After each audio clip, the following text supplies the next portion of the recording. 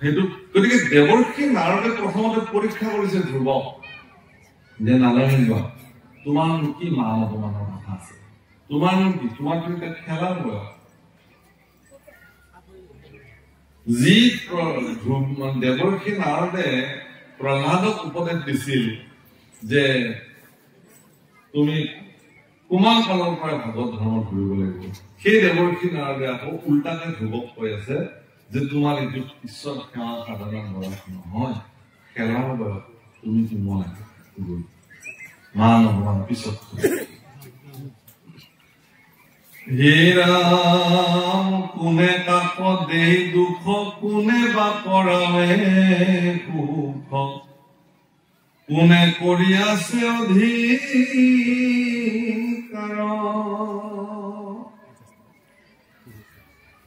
ৰাম যত দেখা চৰাচৰ কেহুহে স্বতন্ত্ৰ, ফলদাতা ঈশ্বৰ সবাৰ। বহুত ডাঙৰ কথা কৈছে।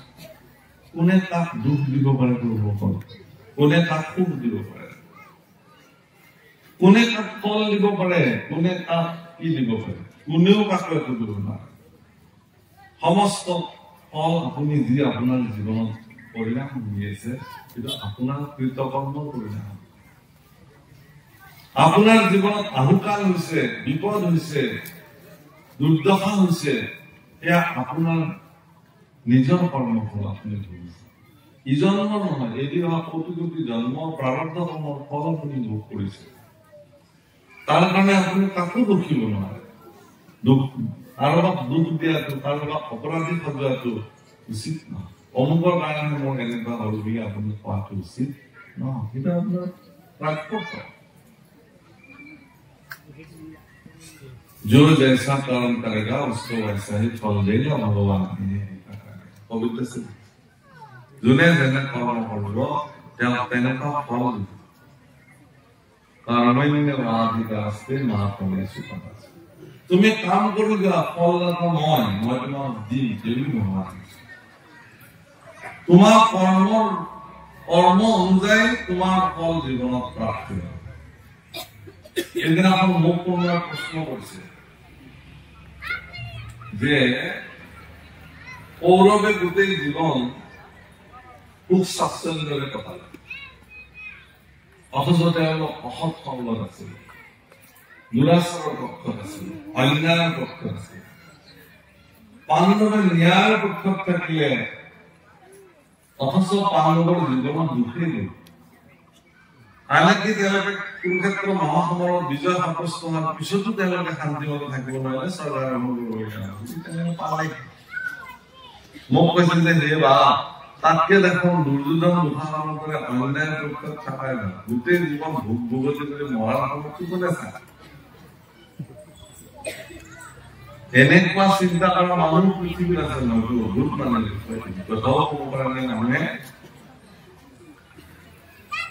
প্ৰভু বিষয় সমস্ত সুখকে শ্ৰেষ্ঠত্ব মানি কৌৰৱে কি কৰিছিল? অন্যায়ৰ পক্ষ গ্ৰহণ কৰিছিল। দুৰ্যোধনে কি বুলি কৈছে?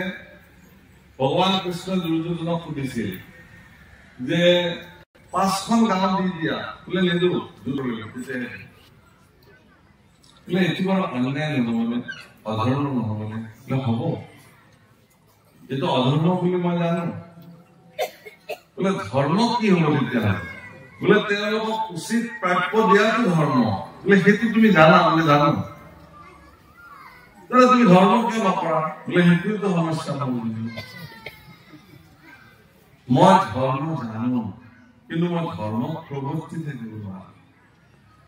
অধৰ্ম কি সেয়াও জানো, কিন্তু মই অধৰ্মক বাদ দিও চলিব নোৱাৰো। এনেকুৱা দুৰ্যোধন কিমান আছে পৃথিৱীত? আমাতকে বেছি ধৰ্ম জনা মানুহ আছে, কিন্তু তেওঁ ধৰ্ম নকৰে। অধৰ্ম সম্পৰ্কে তেওঁ অনুভৱ কৰিব পৰা সামৰ্থ্য তেওঁক ভগৱানে দিছে, তথাপি তেওঁ অধৰ্মক এৰি নাযায়। সেইকাৰণে নামঘোষাত মাধৱপুৰুষে লিখিছে, অ ধৰ্ম জানো মই তথাপি প্ৰবৃত্তি নাই অধৰ্ম তুমি বৃত্তি নহয়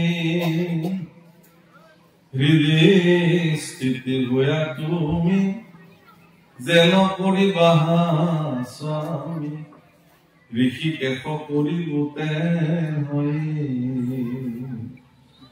মই ধৰ্মক জানো কিন্তু মই ধৰ্মক প্ৰবৃত্তি থাকিব নোৱাৰো অধৰ্মক জানো অধৰ্মৰ পৰা মই নিবৃত্তি পাব নোৱাৰো গতিকে হে ভগৱান তুমি মোৰ হৃদয়ত স্থিত হৈ তুমি মোক যি কৰাবা মই তাকে কৰিম প্ৰভুকল এই প্ৰাৰ্থনা যদি দুৰ্যোধনে ভগৱান কৃষ্ণ সিদ্ধান্ত কৰিলেহেঁতেন যে হে কৃষ্ণ তুমি ঠিকেই বুজিছা মই ধৰ্মও জানো অধৰ্মও জানো কিন্তু মই জানো ধৰ্মক মই বৰ্তি থাকিব পৰা নাই আৰু জনাৰ পিছতো মই অধৰ্মক পৰিত্যাগ কৰিব পৰা নাই গতিকে হে কেশৱ তুমি মোৰ চিত্ত পৰিৱৰ্তন কৰাব পাৰিবানে ভগৱান তৎক্ষণাৎ তেওঁৰ চিত্তত প্ৰৱেশি তেওঁ উচিত মাৰ্গ ভগৱানে তেতিয়াই দেখুৱা নাথাকে কিন্তু একমাত্ৰ অহংকাৰৰ বলত অহংকাৰত মদমত্ত হৈ থকা দুৰ্যোধনক ভগৱান কৃষ্ণ তেওঁৰ চিত্ত প্ৰৱৰ্তনৰ কাৰণে ব্যৱস্থা নল'লে গতিকে আপোনাৰ ভিতৰতো যেতিয়ালৈকে অহংকাৰে আপোনাক পৰিচালিত কৰি ৰাখিব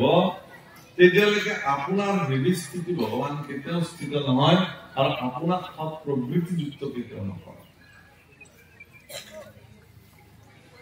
আপুনি সদায় কংস হৈ থাকিব লাগিব ভগৱান আপোনাৰ মিত্ৰ কেতিয়াও নহয় শত্ৰু কংস মানে কংস মানে মদিৰাৰ পাত্ৰ মদ খোৱা যিটো পাত্ৰ অৰ্থাৎ অহংকাৰ থকা যিটো পাত্ৰ এই শৰীৰটো যদি অহংকাৰৰ পাত্ৰ হৈ যায় তেতিয়াহ'লে ই একো কামৰে যোগ্যতা হৈ যায় অহংকাৰ এনেকুৱা এটা বস্তু প্ৰভুসকল আপুনি যে ভুল পথেৰে গৈ আছে সেই কথা অনুভৱেই কৰিব নিদিব আপোনাক এইটোৱে অহংকাৰৰ আটাইতকৈ শ্ৰেষ্ঠ বিশেষত্ব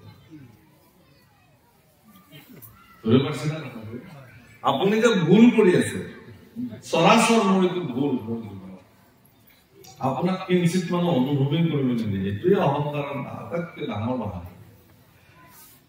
পৰম পৰম বেদজ্ঞ পৰম পৰম শাস্ত্ৰজ্ঞ ঋষি মুনিসকলক অহংকাৰৰ বশৱৰ্তী বহু ক্ষেত্ৰত স্মৰণ হোৱা উদাহৰণ আছে পৰম পৰাক্ৰমী হোৱাৰ পিছতো লংকাপতি ৰাৱণ একমাত্ৰ অহংকাৰ কাৰণে তিল তিলকে মৃত্যু হৈছে পৰম পৰাক্ৰমী বাহুবলী হোৱাৰ পিছতো কৌৰৱৰ 100 পুত্ৰ একমাত্ৰ অহংকাৰৰ কাৰণে সৰ্বতো বিনাশ হৈছে সেইকাৰণে ভগৱানে ভক্তসকলৰ হৃদয়ত চব বস্তু থাকিলে এই অহংকাৰ থকাটো নিবিচাৰে গোপীসকলৰ মনত সামান্য অহংকাৰ সৃষ্টি হৈছিল ৰাত্ৰিৰাত খাবলৈ আমি পুৰা চাপৰিহে বজাই আছো ভগৱানৰ এখন নাচি আছে দিনত তাৰমানে আমাতকেও আমাৰ প্ৰতি তেওঁৰ দুৰ্বলতা বেছি এই সাধাৰণ অহংকাৰ খিনি অহাৰ লগে লগে ভগৱান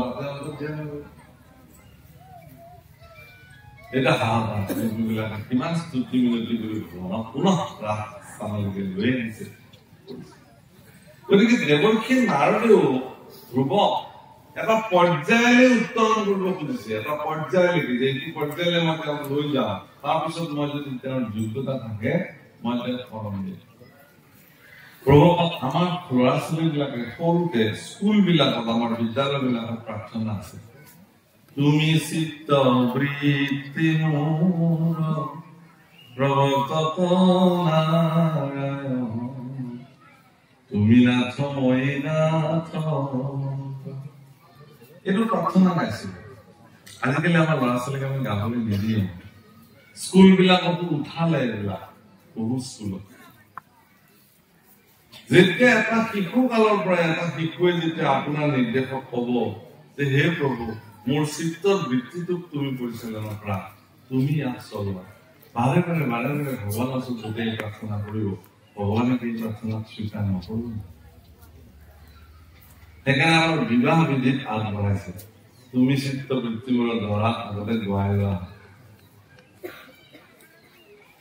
ইফালে টেনচন আছে ৰাতিপুৱাই বিদায় দিব লাগিব পইচা বজাই আছে বজোৱা সামৰা লগে লগে পইচা দিব লাগিব দৰাৰ ইমান টেনচন মূৰত আছে লৈ তেওঁৰ মতে তুমি চিত্ত বৃত্তিবোৰত কি কাম তুমি চিত্ত বৃত্তিমূলক আপোনাৰ সন্তান সুস্থ মস্তিষ্ক থকাৰ পৰাই শিকাওক। তেওঁ ভগৱানৰ ওচৰত কবলৈ শিকাওক যে প্ৰভু মোৰ চিত্তৰ বৃত্তিটোক তুমি পৰিচালনা কৰা। প্ৰভু কল যোগ কৰ্ম সুকৌশলম চিত্ত বৃত্তি নিৰোধ গীতাত কৈছে যে যোগ এটা অত্যন্ত সুকৌশলী কৰ্ম যাৰ দ্বাৰা চিত্তৰ বৃত্তিক নিৰোধন কৰিব পাৰি। যোগ কৰ্ম সুকৌশলম চিত্ত বৃত্তি নিৰোধ। তাৰমানে যোগ শব্দটোৰ অৰ্থটো কি যে ভগৱানৰ লগত যুক্ত হোৱাৰ ব্যৱস্থা। তাৰ কাৰণে আপুনি প্ৰথমতে হৰযোগ দিছে, শৰীৰটো সাধন কৰাৰ কথা নাছিল। শৰীৰটো যদি ৰুগ্ন হয়, শৰীৰটো যদি আপোনাৰ বেমাৰী হয়, অসুস্থ হয়, অসুস্থ শৰীৰে আপুনি অসুস্থ শৰীৰত এটা অসুস্থ মনে নিবাস কৰে। অসুস্থ মন এটা সৰ্বদা অস্থিৰ হৈ থাকে।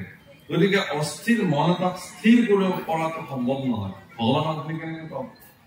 সেইকাৰণে কৈছে যে শৰীৰৰ মাধ্যম খলু ধৰ্ম সাধন। শৰীৰ ধৰ্ম সাধনৰ এটা মাধ্যম, কিন্তু সেই শৰীৰটোক বিষয় সাধনৰ মাধ্যম হিচাপে যেতিয়া আপুনি গ্ৰহণ কৰিব, তেতিয়া ঈশ্বৰৰ প্ৰাপ্তিত আপোনাৰ শৰীৰটো আপোনাৰ কাৰণে বাধক হৈ থাকিব। ঈশ্বৰক পায় ন আপুনি, কিন্তু আপোনাৰ শৰীৰে আপোনাৰ কাৰণে নহয়। কিন্তু এই তুচ্ছ শৰীৰটো যিদিনাখন সকলো ভগৱানৰ ওচৰত মোৰ এই কায়, মোৰ মন, মোৰ বাক্য চব তোমাক আজিৰ পৰা দি দিলো প্ৰভু, এইবুলি যিদিনাখন এই বিষয়ী সাধনাত প্ৰয়োগ হৈ থকা শৰীৰটো ভগৱানক যিদিনাখনে আপুনি দি দিব, সিদিনাখনে শৰীৰটো বাধকৰ পৰা সাধকলৈ ৰূপান্তৰ হৈ যাব। সিদিনাখনৰ পৰা আপোনাৰ মানুহে সাধক বুলি যে তেতিয়াৰ পৰা সাধক শৰীৰৰ বাধাই ভগৱানক তেওঁলোকে কেতিয়াও বিচ্ছিন্ন কৰিব নোৱাৰে। কিন্তু এই কথাবিলাক কবলৈ যিমান সহজ, তাক জীৱনত প্ৰেক্টিকেলি ব্যৱহাৰ কৰাটো ইমান সহজ নহয়। কবতো চব পাৰে। আমাৰ ভকতসকলে যে এনেকুৱা পাৰে যে মই বা মায়া এৰিলো দিয়ক, মোৰ মায়া মস্ত মিছা কথা। মায়া এৰা ইমান সহজ কথা। মৃত্যুৰ আগ মুহূৰ্তলৈকে তেওঁ মায়া এৰিব নোৱাৰে। আগ মুহূৰ্ত মায়া যদি ইচ্ছা কৰে আপুনি মায়া পৰিৱৰ্তন কৰাব পাৰে, নিয়ন্ত্ৰিত কৰিব পাৰে। আপোনাৰ মায়া বেলেগ মায়ালৈ ৰূপান্তৰ হৈ যাওক। বিষয় মায়াৰ পৰা বিষ্ণু মায়ালৈ মায়া ৰূপান্তৰ কৰক। লোভ, চূড়ান্ত লোভ আপুনি বাদ দিব নোৱাৰে জীৱনৰ পৰা। এই লোভটোক আপুনি পৰিৱৰ্তন কৰাই দিয়ক। কৃষ্ণ কথা শুনাৰ লোভ, ভকত সংগ পোৱাৰ লোভে আপোনাক সৰ্বদা বেৰি থাকে। যে কৰবাত যদি কৃষ্ণ কথা হৈছে, মই কেনেকে তাত যাব পাৰো, কেনেকে মই কৃষ্ণ কথা শুনিব পাৰো, এই লোভত আপুনি কৰকচোন। তেতিয়াহ'লে লোভ, বিষয় লোভে হাৰ মানি দিব। ভকতৰ মোহত কৰক, ভগৱানৰ মায়াত কৰক। মায়াই আপোনাৰ ওচৰত কি নথব, ভক্তি শিক্ষাৰ উদ্দেশ্য। সেইকাৰণে এই কথাবিলাকৰ কাৰণে আটাইতকৈ প্ৰয়োজনীয় কথাটো হল কি মনৰ দৃঢ়তা। আৰু এই মনৰ দৃঢ়তাটো সৃষ্টি হয় এগৰাকী সৎগুৰুৰ কৃপা। যাৰ জীৱনত সৎগুৰু প্ৰাপ্তি হোৱা নাই, তেওঁলোকে কেতিয়াও মনক নিয়ন্ত্ৰিত কৰিব নোৱাৰে। সেইকাৰণে ধ্ৰুৱৰ নিচিনা এগৰাকী স্থিতপ্ৰজ্ঞ পুৰুষকো দৰাচলতে দেৱৰ্ষি নাৰদে তাক স্থিতপ্ৰজ্ঞ কৰিবৰ কাৰণে তেওঁ তেওঁৰ ওচৰলৈ আহি এই কথাখিনি কৈছে যে সেই ধ্ৰুৱ, তুমি চিন্তা কৰিব নালাগে। এইবিলাক কোনে কাকো দুখ দিব নোৱাৰে, কোনেও কাকো সুখ দিব নোৱাৰে। সুখ, দুখ, ভাল, বেয়া এইবিলাক সকলোৰে গৰাকী এজনী আছে জগতত। তেওঁ সকলোকে এইবিলাক প্ৰদান কৰি আহে। হে ৰাম,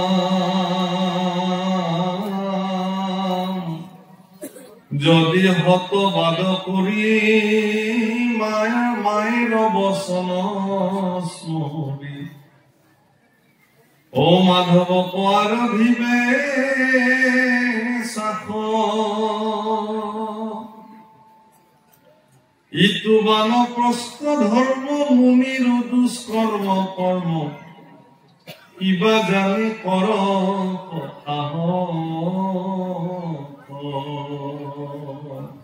হে ধ্ৰুৱ, তুমি যদি তোমাৰ মাতৃৰ বচনক দৃঢ়ভাৱে লৈ তুমি যদি ঈশ্বৰক আৰাধনা কৰিবলৈ বিচৰা, অৰণ্যলৈ গ'ল। এইটো বানপ্ৰস্থ ব্যৱস্থা বুলি। যেতিয়া চব বাদ দি পেলাই মানুহ বনলৈ যায়, মানুহ বনলৈ কেতিয়া যায়? বনত কেতিয়া যাব তেওঁ আয়ুস হিচাপ কৰি জানতে ওলাই গ'ল।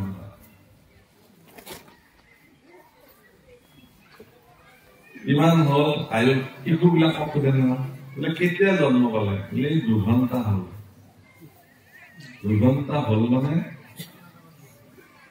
শিশুটোৱে জন্মৰ লগে লগে মৃত্যু জন্মি আছে তেওঁৰ লগত। গতিকে তেওঁ অৱশ্যে ভাবি মৃত্যুলৈকে তেওঁ 2 ঘণ্টা পাৰ কৰিলে, আগুৱাই গল, আৰম্ভ হৈ গল গতি, মৃত্যুমুখী গতি। গতিকে এই যে মৃত্যুমুখী গতি আমাৰ জীৱবিলাকৰ হৈ গৈ থাকে, এই মৃত্যুমুখী গতিক অৱৰুদ্ধ কৰাটো ইমান সহজ নহয়। সহজ নহয় নোৱাৰে, সাধাৰণ অৱশ্য নহয়। কিন্তু যদি আপুনি এই মৃত্যুক জয় কৰিব খুজিছে, তেতিয়াহ'লে শৰীৰটোৱে কেতিয়াও মৃত্যুক জয় কৰিব নোৱাৰে, আত্মাই মৃত্যুক জয় কৰিব। গতিকে আপোনাৰ চিন্তাটো শৰীৰৰ পৰা যিদিনাখন আত্মালৈ উত্তৰণ ঘটিব, সেইদিনাখনে আপুনি মৃত্যু জয়ৰ দিশে গতি কৰিব। নহলে মৃত্যু ভয়ত সৰহৰি কম্পমান গোটেই জীৱন। এদিন মোৰ তেতিয়া ফাৰ্মাচী আছিল প্ৰবকত গুৱাহাটীত। মই তেতিয়া মোৰ এখন সৰু ফাৰ্মাচী আছিল। এদিন ৰাতি 2টা বজাত মোক এজন মানুহে ফোন কৰিছিল, ঠাণ্ডাৰ দিনত। মই শুই আছো। মোক কৈছে যে পাঠক আপুনি এবাৰ আমাৰ ঘৰত আহিব নেকি? মই আপোনাক আনিব লাগে। কিহৰ কাৰণে? বোলে আমাৰ মাক এটা বেজি দিব লাগে। বোলো কিবা বিশেষ চিৰিয়াছ যদি হস্পিটেললৈ লৈ যাওক, মই ফাৰ্মাচী হেৰিয়ে কৰো। বোলে নহয়, একো বিশেষ চিৰিয়াছ নহয়, কিন্তু মাৰ অকমান গাটো বেয়া। এতিয়া আমাৰ মাক মানে গাটো অকমান বেয়া হলে গোটেই চিঞৰ বাখৰ কৰি থাকে, মোক বেজি দিয়ে, মোক চিকিৎসা কৰ, মই নহলে মৰিম। গতিকে আপুনি যি পাই তাকে কিবা এটা বেজি দি থৈ যাওক। হে ভগৱান, এইটো কি কথা? যি পাই তাকে কিবা এটা বেজি দি থৈ যাওক, মা সন্তুষ্টি হলে হ'ল আৰু। যি পাই তাকে বেজি দিব নোৱাৰি। বোলে আপুনি খালি চিৰিঞ্জটো হলেও লৈ আহক, আনি মাক মুঠতে দেখুৱাব লাগে যে আপুনি বেজি দিব আহিছে। আৰু হয়ো সঁচা কথা, মই গলো যন্ত্ৰ পাতি উলিয়াই এনে খালি চিৰিঞ্জটো উলিয়াই ললো, লৈ অলপ যাওঁ আপুনি গম পালে অলপমান সেই ঘূৰি দিলো তুলিৰে। বাপাই কিন্তু বৰ ধুনীয়াকে দিছা, অমুকে দিলেহে বৰ দুখ পাওঁ। বোলে মই এনেকে দিম। তাৰপিছত নিধানে চুলে। পিছদিনা মই খবৰ কেনে পাইছে, বোলে বৰ কাম দিছে, মানে মানুহৰ মৃত্যু ভয়, এইটো বাস্তৱিক কথা। মৃত্যু ভয় বাচিবৰ কাৰণে বৃদ্ধ অৱস্থাটো তেওঁ হুলস্থুল লগাইছে, গোটেই পৰিয়ালক শান্তিত থাকিব দিয়া নাই যে মোক চিকিৎসা কৰা। কিছুমান বৃদ্ধ অৱস্থাত পিতৃ মাতৃক সন্তান বিপাঙত পৰে, ডাক্তৰে কয় যে নাই এখেতৰ এটা চিকিৎসা নাই, আপোনালোকে তেখেতক যি মন তাকে খাবলৈ দিয়ক, যি ইচ্ছা তাকে কৰিব দিয়ক, বেছি দিনৰ আলহী নহয়। কিন্তু তথাপিও তেওঁ চিঞৰি থাকিব, বা কোনোবা গলে কব যে মই আজি এনেকে কৰি আছো, মোৰ লৰাই মোক ডাক্তৰৰ তাতে নিয়ে, মোক হেৰি নকৰে, হেন নকৰে। তেওঁৰ শৰীৰৰ প্ৰতি তেওঁ চূড়ান্ত মোহহীন, মানে মোহাগ্ৰস্ত, মোহহীন হব পাৰে।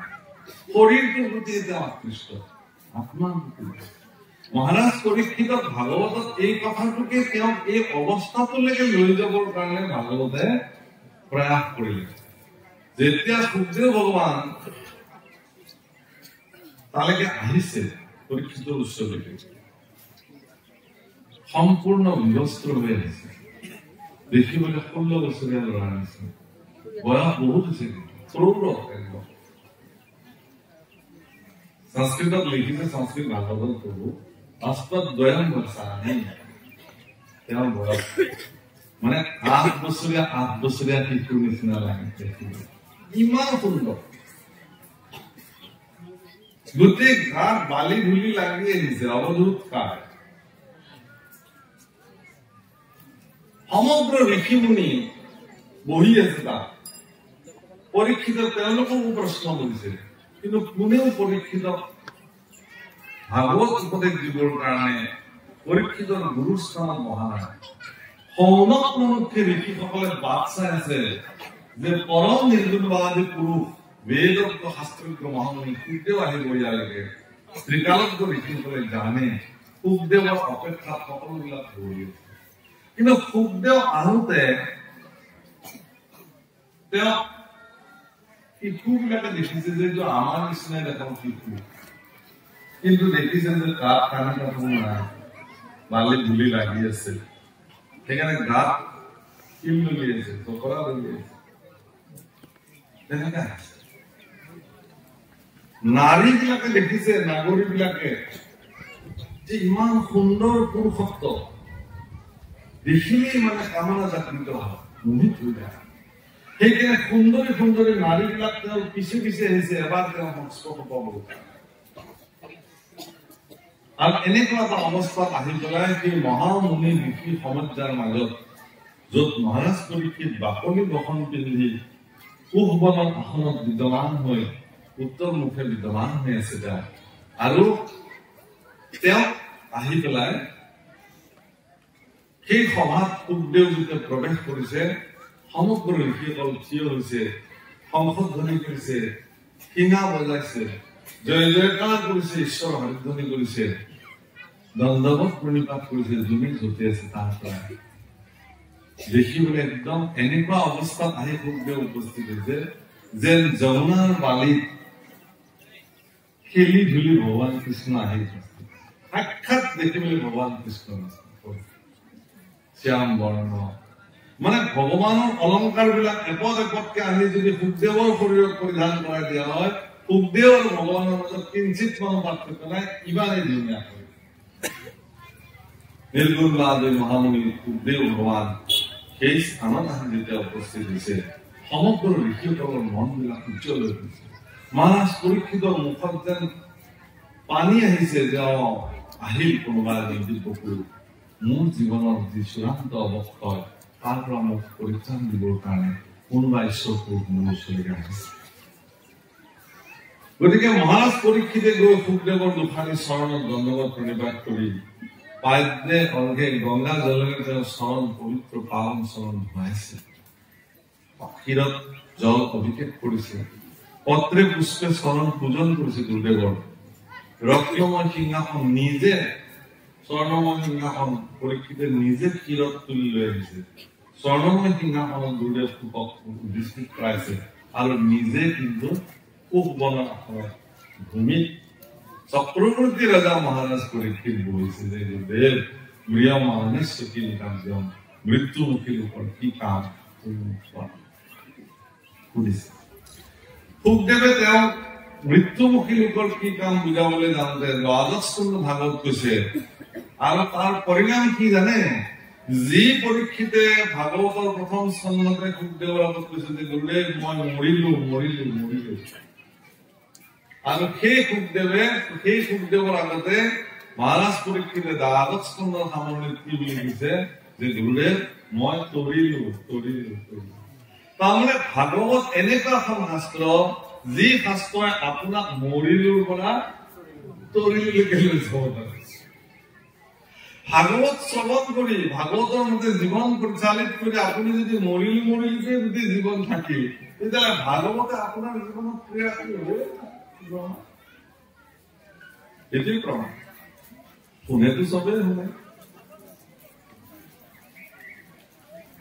সুখদেৱৰ শ্ৰীমুখে ভাগৱত কথা শুনি মহাৰাজ পৰীক্ষিতে এটা কথাই উপলব্ধি কৰিলে যাক আমি ব্ৰহ্মজ্ঞান বুলি কওঁ ব্ৰহ্মজ্ঞানটো কি যে এই শৰীৰটো মিছা ইয়াৰ ভিতৰত যিটো চেতন শক্তি বিদ্যমান হৈ আছে যাৰ দ্বাৰা এই জড় শৰীৰটোক চৈতন্যতা প্ৰাপ্তি কৰি ৰাখিছে তেওঁই পৰম পুৰুষ যাক বুজিব লাগে এই অনিত্য শৰীৰটো এই মিছা শৰীৰটো এদিন পঞ্চভূতত বিলীন হৈ যাব কিন্তু ইয়াক চেতন কৰি ৰখা চৈতন্য আত্মা কিন্তু এই শৰীৰ এৰি এদিন গুচি যাব তেওঁৰ কিন্তু আকৌ জন্মও নাই মৃত্যুও নাই অজৰ বুলি কৈছে এ হৰিয়ে নাহি জন্ম তোমাৰ তথাপি জন্ম ধৰা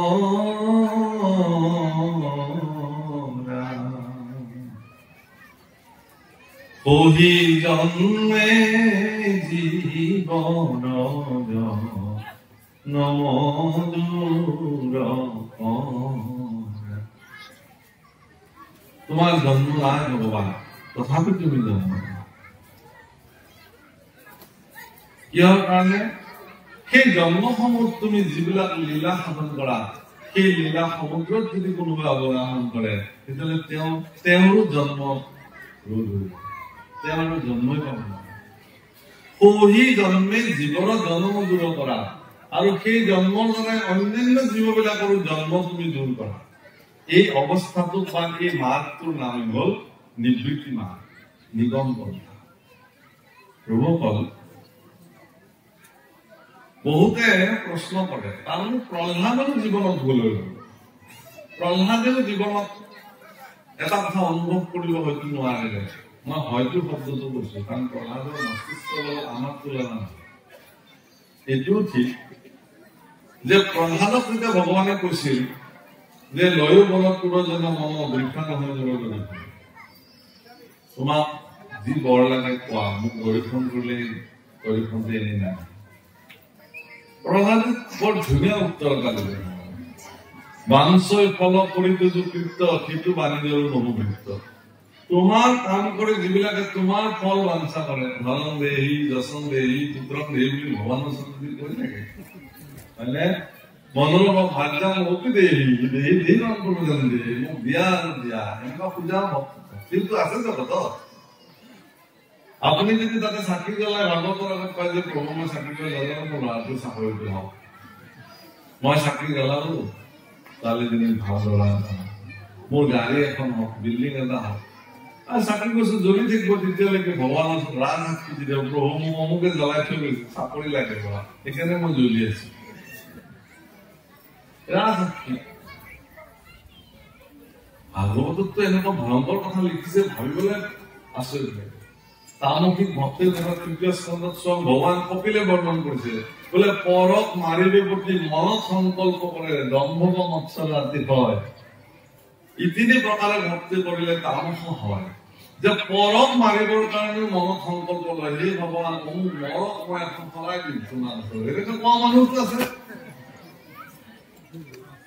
আৰু কোনোবা মৰক, তাৰ কাৰণে তেওঁ ভগৱান চাকি দিব, সৰাই দিব, এনেকুৱা চিন্তাৰ মানুহ আছে। এইটো কিহৰ কাৰণে হয়?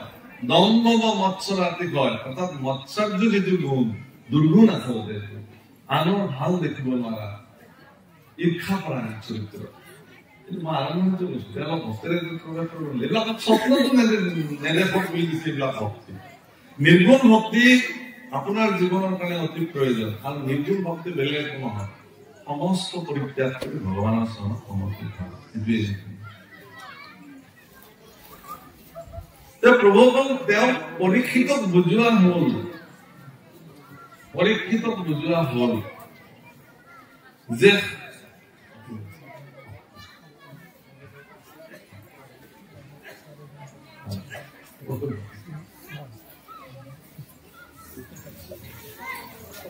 তেওঁ বুজোৱা হল পৰীক্ষিতক যে তুমি দেহ নহয়, তুমি আত্মা।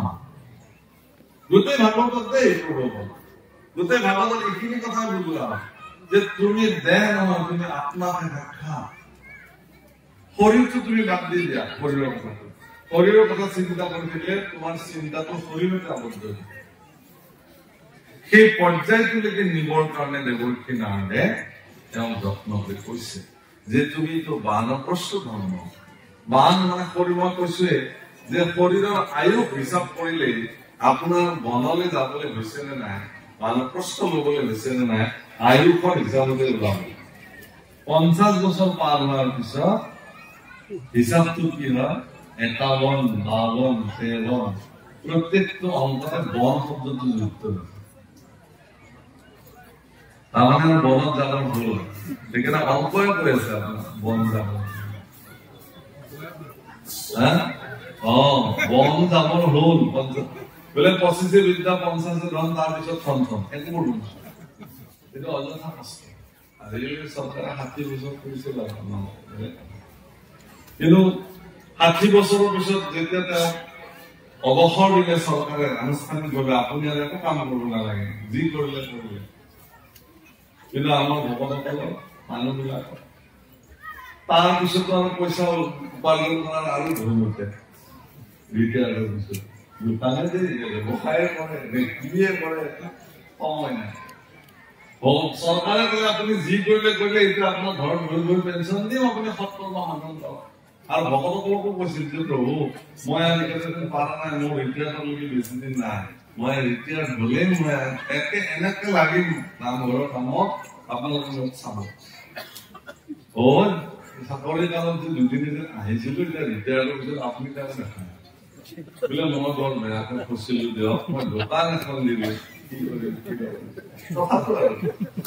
উপায়টো নাই প্ৰভু।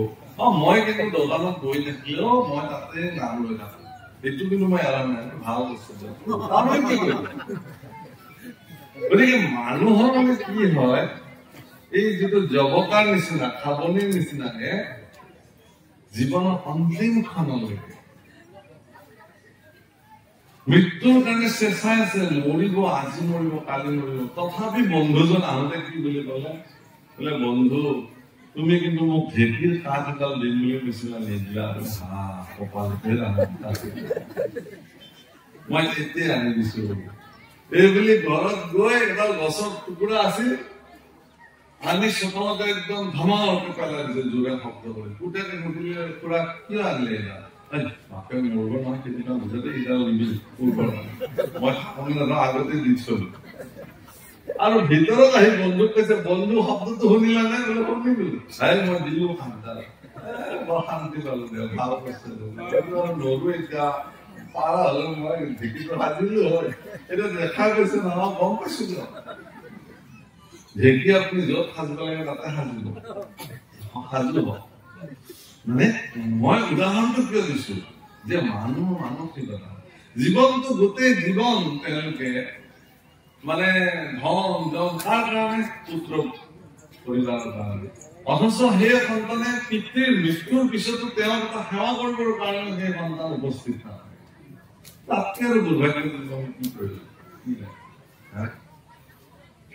গতিকে সেই প্ৰভুসকল তেওঁক কৈছে যে বানপ্ৰস্থ ধৰ্ম, বনলৈ গৈ বানপ্ৰস্থ লোৱাটো ইমান সহজ নহয়, এইটো দুষ্কৰ কৰ্ম, তুমি ইমান সাহস কিয় কৰিলা হে ধ্ৰুৱ?